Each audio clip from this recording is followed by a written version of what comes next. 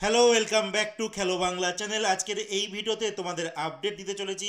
মুম্বাই কাপে এবার কলকাতার দলে সই করতে চলেছে বিপিন সিং, তার বিস্তারিত আপডেট দেব আজকের এই ভিডিওতে। আর তাছাড়া ইস্টবেঙ্গল দল 14 আর ভারতীয় দল 8খানা গোল দিল, তারও আপডেট দেবো আজকের এই ভিডিওতে।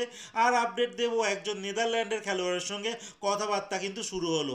সমস্ত খবর এক এক করে বলবো, তার আগে প্রতিদিনের মতো বলবো খেলার আপডেট খবর পাওয়ার জন্য আমাদের চ্যানেলটিকে সাবস্ক্রাইব করতে একদম ভুলো না। তো চলো শুরু করা যাক আজকের প্রথম খবর। আজকে প্রথম খবরটি শুরু করছি ইস্টবেঙ্গল মহিলা ফুটবল দলকে নিয়ে, যারা এই মুহূর্তে কন্যাশ্রী কাপ খেলছে।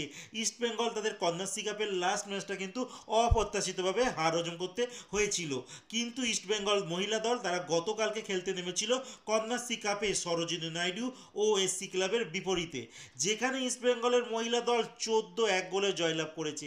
হ্যাঁ, তোমরা ঠিক শুনছো, ইস্টবেঙ্গল মহিলা ফুটবল দল তারা 14-1 গোলে বিশাল বড় ব্যবধানে কিন্তু জয়লাভ করেছে, যেখানে ইস্টবেঙ্গলের মহিলা দলের 3জন খেলোয়াড় হ্যাটট্রিক করেছে আর সমস্ত খেলোয়াড়ই বলতে গেলে গোল পেয়েছে। যাই হোক, এর পরের যে আপডেটটি তোমাদের দিতে চলেছি সাব আন্ডার 19 চ্যাম্পিয়নশিপের আপডেট, যেখানে প্রথম ম্যাচ ভারতীয় ফুটবল দল খেলে ফেললো শ্রীলঙ্কার বিপক্ষে, যেটা আমি গতকালকেই তোমাদের জানিয়েছিলাম। আর এই ম্যাচটি কিন্তু ভারতীয় ফুটবল দল মানে আন্ডার 19 তারা কিন্তু শ্রীলঙ্কাকে 8-0 গোলে হারিয়ে দিয়েছে। হ্যাঁ, 8-0 গোলে কিন্তু হারিয়ে দিয়েছে শ্রীলঙ্কার ফুটবল দলকে, মানে একটা বিশাল বড় ব্যবধানে কিন্তু জয় আমরা অর্জন করেছি। আর এই মুহূর্তে ভারতের পরের ম্যাচ রয়েছে নেপালের সঙ্গে। ভারতের গ্রুপে কিন্তু নেপাল, শ্রীলঙ্কা আর ভারত এই তিনটে দলই রয়েছে।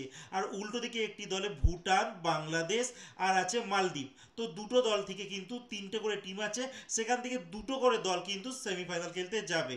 তো বাংলাদেশ আর মালদ্বীপের খেলাটা কিন্তু ড্র হয়েছে, তাদের এখন 1-1 পয়েন্ট রয়েছে। তো এর পরের যে আপডেটটি তোমাদের দিতে চলেছি, পাঞ্জাব এফসি দল তারা এবছর কিন্তু সমস্ত বিদেশি খেলোয়াড়দের ছেড়ে দিয়েছে। তারা নতুন একটা ফ্রেশ একটা বিদেশি স্কোয়াড কিন্তু সই করাতে চলেছে। তো সেই দিক থেকে নেদারল্যান্ডের একজন খেলোয়াড়ের সঙ্গে কথাবার্তা শুরু করেছে। এই খেলোয়াড়টির নাম রুবেন হোগেনহাউট। এই খেলোয়াড়টি বর্তমানে 26 বছর বয়স, সাইপ্রাসের সেকেন্ড ডিভিশনের একটি দলে কিন্তু লাস্ট তিনি খেলেছেন।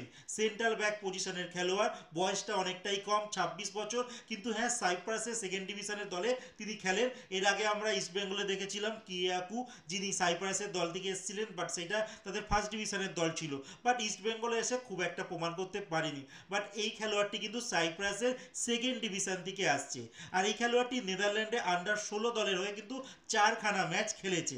দেখা যাক যদি সাইন হয়ে যায় এই পাঞ্জাব এফসিতে এই খেলোয়াড়টির, তাহলে আইএসএল আমরা দেখতে পারবো, সেখানে কেমন পারফরমেন্স করে সেই দিকে আমাদের নজর থাকবে। এরপরে যে লাস্ট আর এই মুহূর্তে সব থেকে বড় যে খবরটি তোমাদের জানাবো, যে বিপিন সিং, যেই খেলোয়াড়টি একটা সময় এটিকেতে খেলেছিল, এটিকেতে মোটামুটি 12খানা ম্যাচে একটা গোলও করেছিলেন, একটা না সরি 2খানা মতো গোল করেছিলেন। তারপর তিনি 2018 সালে মুম্বাই সিটি এফসিতে চলে যায়, যেখানে 121খানা ম্যাচ খেলেছে, 25টা গোল করেছে, ইন্ডিয়ার ন্যাশনাল ফুটবল টিমের হয়ে 7টা ম্যাচ খেলেছেন এই লেফট ব্যাক খেলোয়াড়। কিন্তু তারপরে কিন্তু এই বছরই কন্ট্যাক্ট শেষ হয়ে গেছে মুম্বাই সিটি এফসির সঙ্গে।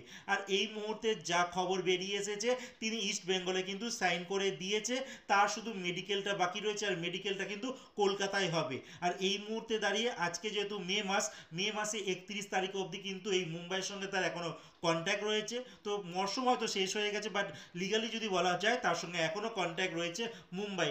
তারপরেই হয়তো ইস্টবেঙ্গল ক্লাব থেকে এই নামটা অ্যানাউন্সমেন্ট হয়ে যাবে। তো বলা যেতেই পারে একটা ভালো সাইনিং আমার তো মনে হয়। আর কন্ট্যাক্ট হয়েছে 1+1 ইয়ারে, মানে 1 বছরে কন্ট্যাক্ট হয়েছে, ভালো পারফরমেন্স করলে আরও 1 বছরে কিন্তু কন্ট্যাক্ট এগ্রি করা হবে, মানে বাড়ি নেওয়া হবে।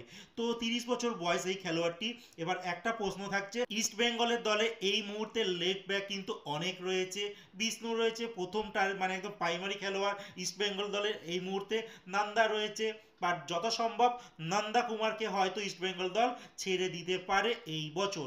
দেখা যাক কি হয়, কারণ নন্দাকে যখন ইস্টবেঙ্গল প্রথম নিয়ে আসে সেই বছর কিন্তু দারুণ খেলেছিল, আর মোহনবাগানকে তার করা গোলেই কিন্তু অনেক দিন পর হারিয়েছিল। যাই হোক, তারপরের ইয়ার কিন্তু মানে এই যে কারেন্ট ইয়ারটা যে চলছে, তো সেই ইয়ারে কিন্তু একদমই জঘন্য খেলেছে এই নন্দা কুমার। তো হতে পারে এই নন্দা কুমারকেই ইস্টবেঙ্গল দল হয়তো ছাঁটাই করতে পারে এই বছর, বাট নন্দা কুমারের সঙ্গে এখনও কিন্তু ইস্টবেঙ্গলের কন্ট্যাক্ট রয়েছে। এবার দেখার বিষয়। তো এতগুলো লেফট ব্যাক পজিশনের খেলোয়াড়কে ইস্টবেঙ্গল একসঙ্গে রাখবে না, কোনো খেলোয়াড়কে তো নিশ্চয়ই ছাড়তে চলেছে ইস্টবেঙ্গল দল। তো আজকের মতো খেলার খবর এতটুকুই, ভালো থেকো, সুস্থ থেকো, দেখা হচ্ছে নতুন আরেকটা ভিডিওতে।